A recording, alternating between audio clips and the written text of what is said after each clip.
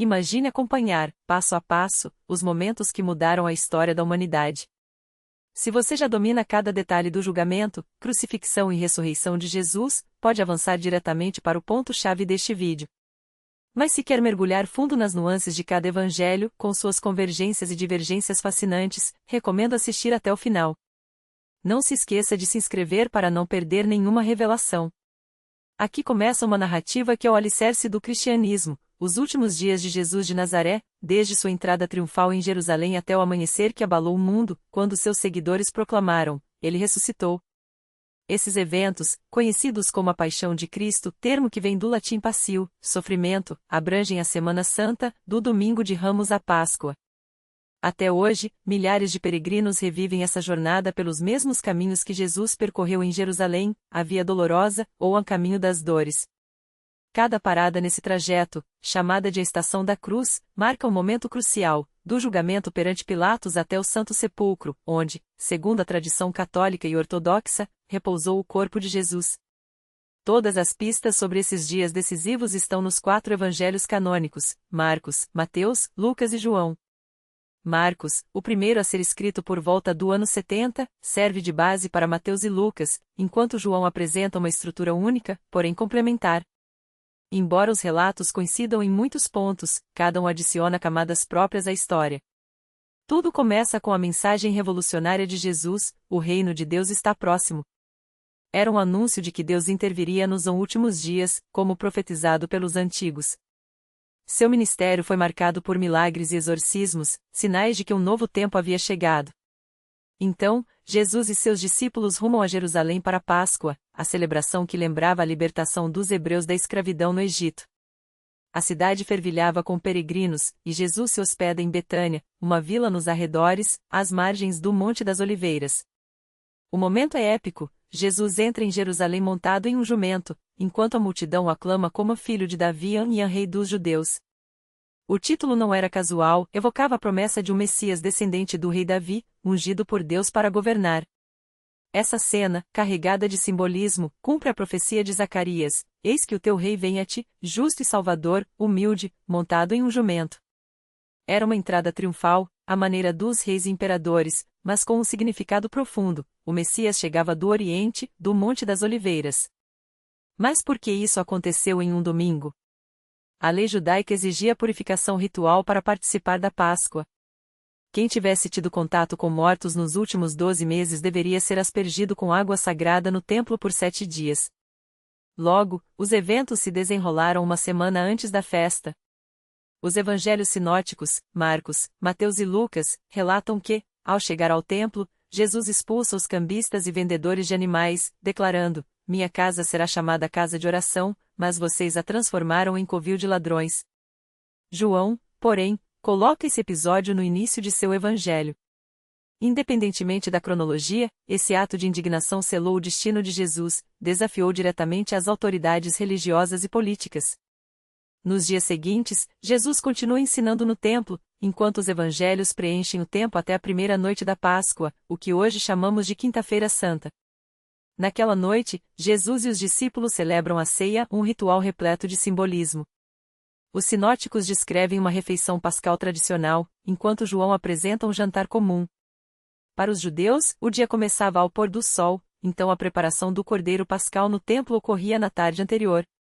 João conecta esse sacrifício à morte de Jesus, apresentando-o como o Cordeiro de Deus, cujo sangue libertara a humanidade. Durante a ceia, Jesus institui um novo ritual: parte o pão e oferece o vinho, dizendo: Isto é o meu corpo, isto é o meu sangue, fazei isto em memória de mim. Essas palavras, registradas também por Paulo em sua primeira carta aos Coríntios, tornaram-se o cerne da Eucaristia, do grego Eucharistia, ação de graças, ou comunhão, um dos sacramentos centrais do cristianismo. Mas a noite também guarda uma sombra: Jesus anuncia que será traído. Judá Iscariotes, por 30 moedas de prata, entrega-o às autoridades. Após a ceia, eles se dirigem ao Getsêmani, não um jardim, mas um olival aos pés do Monte das Oliveiras. Jesus pede aos discípulos que vigiem enquanto ele ora, mas eles adormecem 3 vezes. Sua angústia é palpável. Ele suplica a Deus que afaste aquele cálice de sofrimento, mas, em última instância, submete-se à vontade divina. Não há resposta audível, apenas uma aceitação serena do destino. A prisão de Jesus é um episódio envolto em controvérsias. Quem o prende? Soldados romanos? Guardas do templo? As versões variam. Judá o identifica com um beijo, gesto que, na tradição posterior, o condenaria ao inferno ao lado de Lúcifer, como retratou Dante. Um discípulo corta a orelha de um servo, mas Jesus a cura e ordena: basta de violência. Os seguidores, tomados pelo medo, fogem, cumprindo a profecia de abandono. Jesus é levado a julgamento, mas aqui os evangelhos divergem: foi um único processo noturno? 2. Um à noite e outro de manhã? Lucas inclui um julgamento perante Herodes Antipas, que estava em Jerusalém para a Páscoa, já que Jesus era da Galileia, sua jurisdição. As acusações giram em torno de suas palavras: destruí este templo, e em 3 dias o reconstruirei.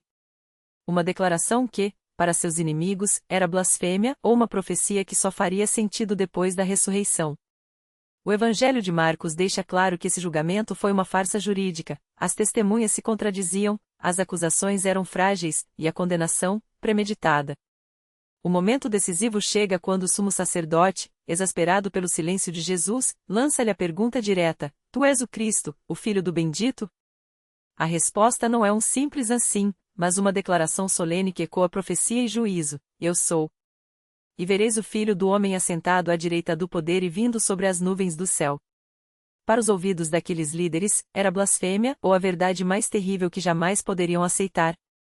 O sumo sacerdote rasga suas vestes em sinal de horror, e o veredicto é imediato: morte. Mas há um problema. Sob a ocupação romana, o sinédrio não tinha autoridade para executar ninguém. Jesus é arrastado, então, ao pretório de Pôncio Pilatos, o procurador que governava a Judéia com mão de ferro e um desdém calculado pela sensibilidade religiosa dos judeus. Aqui, os evangelhos revelam um Pilatos hesitante, quase relutante, um detalhe que historiadores questionam, dado seu histórico de brutalidade. Lucas acrescenta uma acusação política explosiva: Jesus teria incitado o povo a não pagar tributos a César, uma mentira óbvia, já que ele mesmo ordenara: dai a César o que é de César. João, por sua vez, pinta um quadro de medo institucional: os sumos sacerdotes temem que o milagre da ressurreição de Lázaro incite uma revolta, atraindo a fúria de Roma. É melhor que um homem morra pelo povo, argumenta Caifás, em uma lógica cínica que sacrifica a justiça pelo realpolitik. Em todas as versões, porém, Pilatos tenta se esquivar. Oferece libertar um prisioneiro, Barrabás, um insurgente, numa jogada que expõe a hipocrisia da multidão, agora manipulada pelos líderes religiosos. Os soldados, enquanto isso, transformam a humilhação em espetáculo: coroa de espinhos, manto púrpura, golpes e escárnio. Salve, Rei dos Judeus, zombam, sem saber que suas palavras selavam uma verdade cósmica. O caminho para o Gólgota é uma procissão de dor e ironia. Jesus, esgotado, carrega a trave do próprio suplício, um detalhe que Marcos omite, mas que os outros evangelhos destacam como símbolo da injustiça. A placa fixada na cruz, Jesus Nazareno, Rei dos Judeus, era uma advertência romana contra rebeliões, mas também uma confissão involuntária: aquele homem morria por um reino que não era deste mundo. Marcos, com sua narrativa crua, cita o Salmo 22 no grito desolador de Jesus: Deus meu, por que me abandonaste? Palavras que, para os primeiros cristãos, não eram de desesperança, mas de identificação com o sofrimento de Israel. Só Lucas registra um gesto de misericórdia divina: Pai, perdoa-lhes, porque não sabem o que fazem. João, sempre teológico, reduz a agonia a uma frase triunfal: está consumado. A morte não é um fim, mas o cumprimento de um desígnio. Os testemunhos da crucificação são escassos e reveladores. Marcos, Mateus e Lucas concordam que apenas mulheres, Maria Madalena, Maria mãe de Tiago, Salomé, permaneceram à distância, enquanto os discípulos, exceto o discípulo amado de João, desapareceram. Um centurião romano, de todos, reconhece o divino no momento da expiação: verdadeiramente este homem era filho de Deus. João adiciona o detalhe macabro do golpe de lança, cumprindo a profecia: não lhe quebrarão os ossos. O corpo é entregue a José de Arimateia, um membro secreto do Sinédrio, que o deposita numa tumba nova, um gesto apressado, pois o sabá se aproximava. E aqui começa o mistério mais profundo da fé cristã: o que aconteceu entre a sexta-feira ao entardecer e o amanhecer de domingo. A tradição posterior preencheu essa lacuna com o descensus ad inferos, a descida aos infernos. O Evangelho de Pedro, um texto apócrifo do século II, e a carta de Barnabé descrevem Jesus pregando aos mortos, libertando os justos aprisionados desde Adão. O credos niceno e apostólico eternizaram a ideia, desceu à mansão dos mortos. Era uma resposta teológica ao problema do sofrimento dos que morreram antes da redenção e uma afirmação de que nem a morte poderia conter aquele que a vencera. Mas os evangelhos canônicos são discretos. Marcos, em sua versão original, termina com as mulheres fugindo aterrorizadas do túmulo vazio, sem ousar contar a ninguém. Mateus adiciona o encontro com o Cristo ressuscitado na Galileia a Lucas, as aparições em Jerusalém e a ascensão corporal ao céu, 40 dias depois. João, sempre simbólico, mostra Maria Madalena confundindo Jesus com o jardineiro, um detalhe que evoca o Éden e a nova criação. E então chegamos à ceia que precedeu tudo. Marcos, Mateus e Lucas situam a última ceia na primeira noite da Páscoa, quando Jerusalém fervilhava com peregrinos.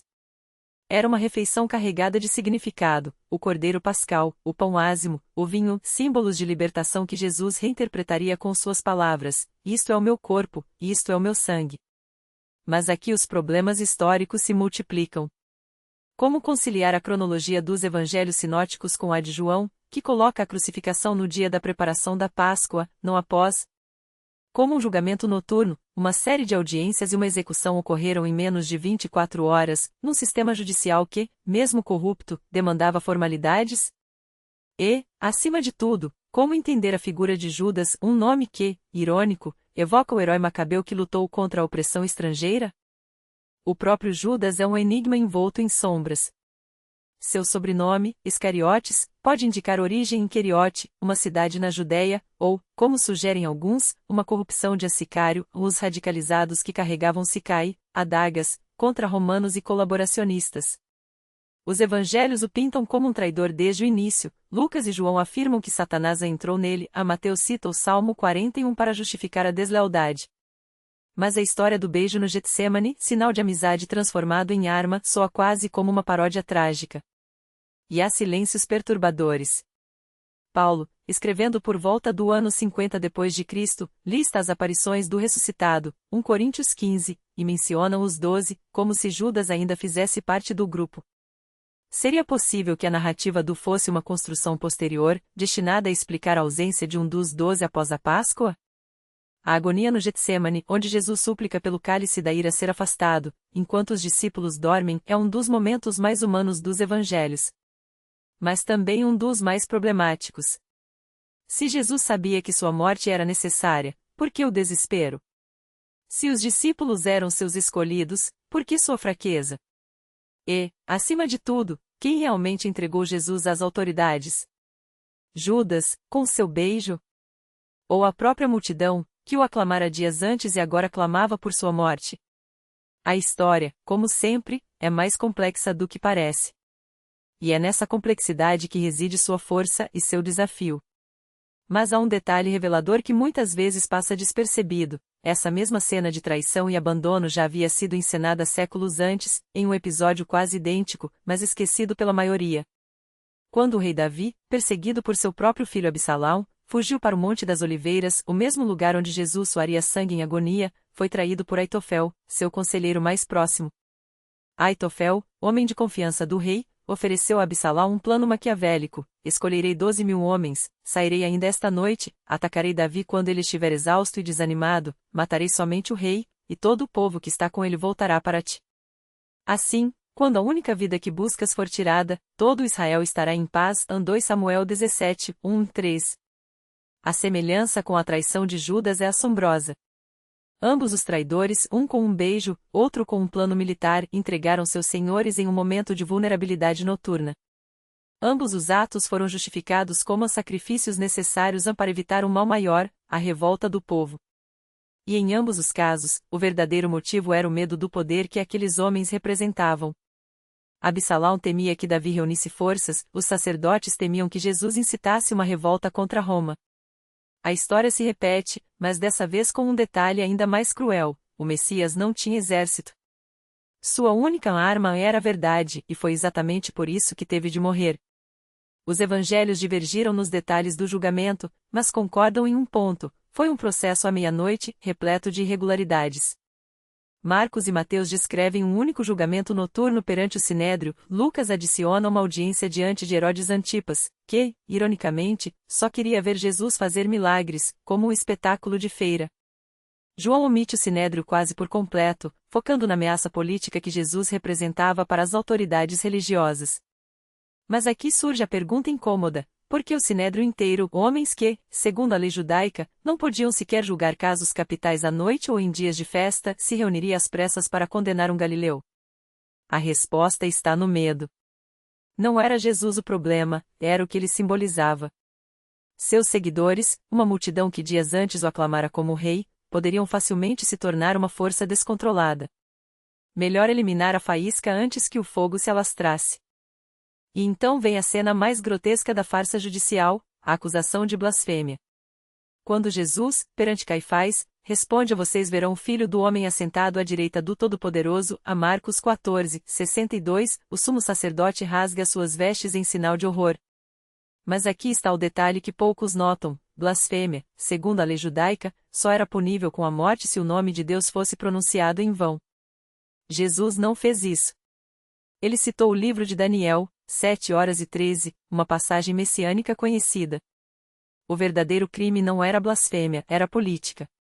Os líderes religiosos sabiam que, se deixassem Jesus vivo, Roma os responsabilizaria por qualquer revolta. Então, inventaram um crime que justificasse sua entrega a Pilatos. E é aqui que a narrativa se torna ainda mais sinistra. Porque, se os judeus não tinham autoridade para executar ninguém, o direito de jus gladi pertencia apenas a Roma, porque os evangelhos insistem em pintar o Sinédrio como os verdadeiros vilões? A resposta está na agenda teológica.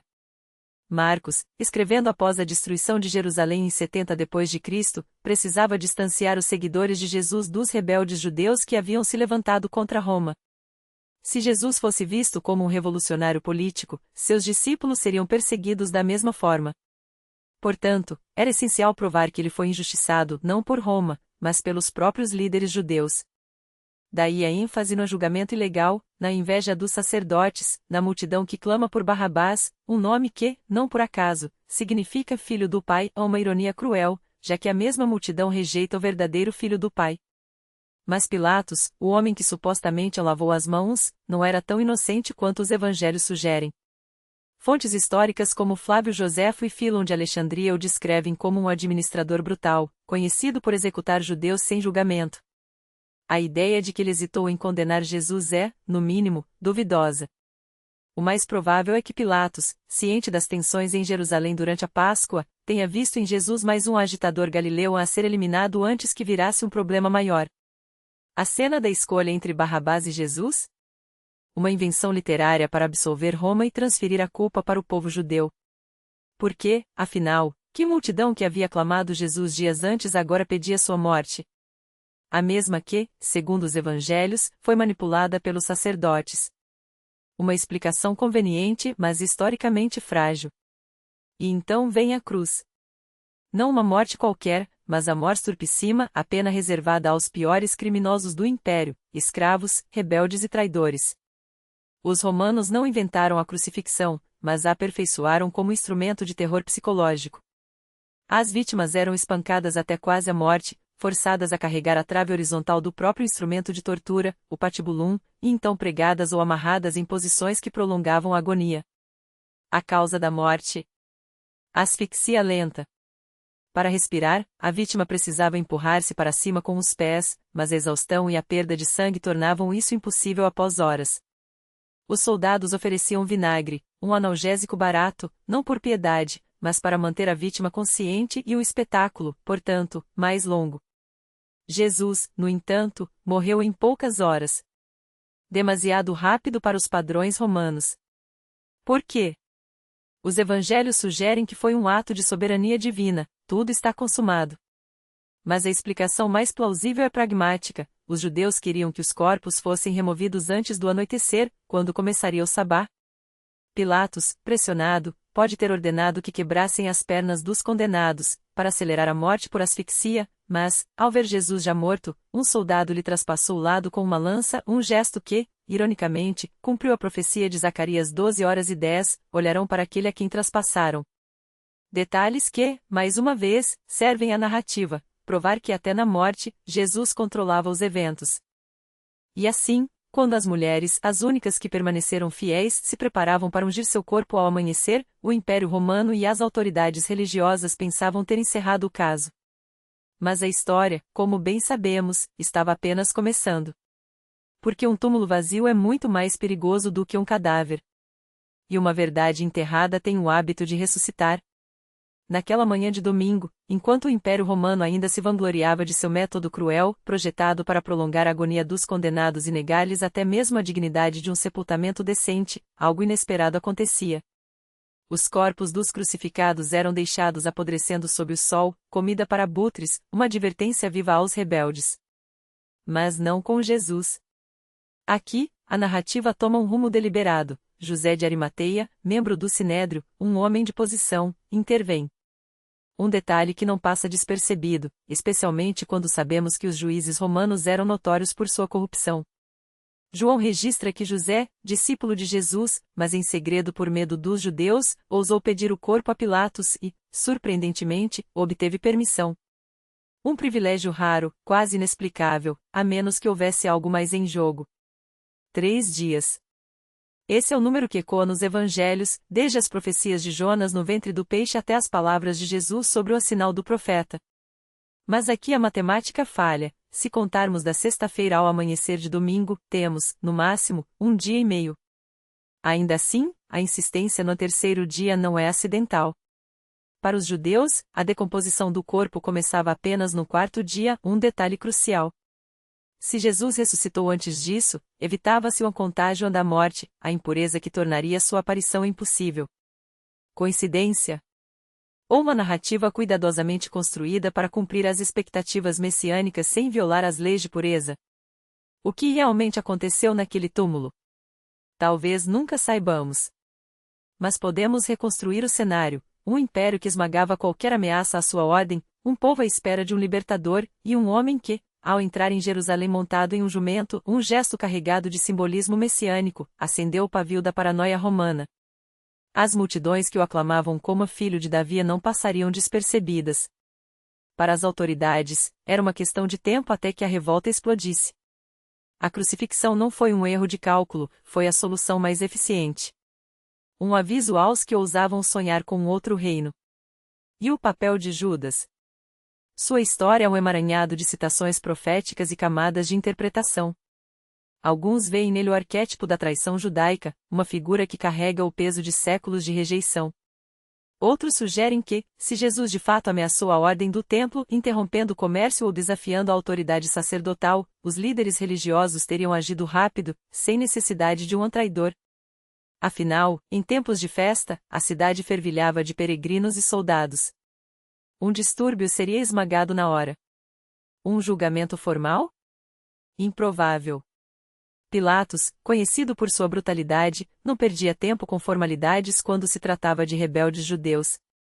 A ideia de um julgamento pode ter sido uma construção posterior, uma tentativa de dar sentido ao insensato, como o Messias poderia morrer como um criminoso. Para os discípulos, a cruz foi um terremoto. Sua fé desabou em 3 horas de escuridão. Mas, como faziam há séculos, voltaram-se para as Escrituras em busca de respostas.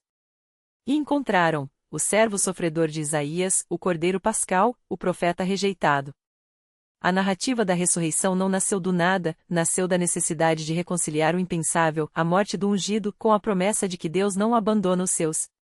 Em 20 anos, Pedro, Tiago e João já lideravam uma comunidade em Jerusalém, tão judaica em suas práticas que até Paulo, o ex-perseguidor, teve que negociar com eles.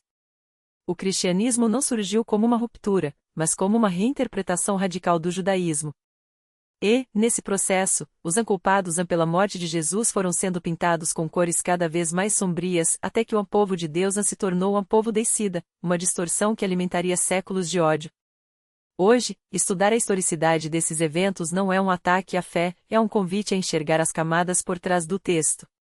Os evangelhos não são relatos jornalísticos, mas proclamações teológicas, escritas para convencer, não para documentar. Ignorar isso é ler a história com os olhos vendados. A morte de Jesus, seja como mártir, seja como Messias, mudou o mundo não por ser um fato isolado, mas por ter sido interpretada como o ápice de uma história muito maior. E é essa interpretação, mais do que os eventos em si, que continua a desafiar, consolar e dividir a humanidade 2 milênios depois.